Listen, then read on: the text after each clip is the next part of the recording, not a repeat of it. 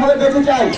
বারবার সে হত্যাকাণ্ড ঘটিয়ে যাচ্ছে এবং সে প্রশাসনের আড়ালে থেকে যাচ্ছে এবং তার টাকার ইনকাম অফ সোর্স যেটা সেটা হচ্ছে আলুবহর, ইয়াবা, হিরোইন, ফেন্সিডিল।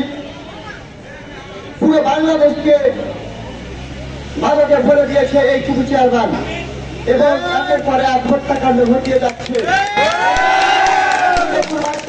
আলু হত্যা করেছে, দেব হত্যা করেছে, জিয়া হত্যা করেছে, সর্বশেষ আব্দুল হাকিম পিন্টুকে হত্যা করেছে। আপনারা জানেন পিন্টু একজন দেশপ্রেমিককে হত্যা করেছে, কারণ সে হয়তোবা তাদের বাদন চক্রের বিরুদ্ধে কিছু ইনফরমেশন দিয়ে দিত। কিন্তু পুরো জাতিটাকে আজকে ধ্বংসের মুখে ফেলে দিচ্ছে এই টিপু চেয়ারম্যান এবং একের পর এক হত্যা করছে। আমরা এখানে এসেছি প্রতিবাদ জানাতে, আমরা এখানে এসেছি বিচার জানাতে। আমরা বিচার চাই, আমরা শুধু ন্যায় বিচার চাই। আমরা এই বিখ্যাত খুনি টিপু চেয়ারম্যান এর ফাঁসি চাই, আজিজুলের ফাঁসি চাই, নুরুল কাছারি রুহুল মেম্বার তিনি একজন হত্যাকারী, এর ফাঁসি চাই।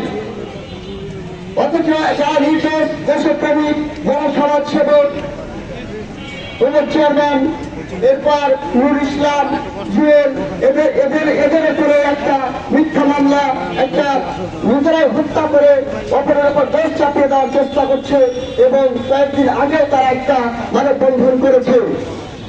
অথচ আপনারা জানেন এবং বুঝেন, প্রশাসনে জানে সে হত্যা করেছে, অথচ তারা ধরার বাইরে থাকছে।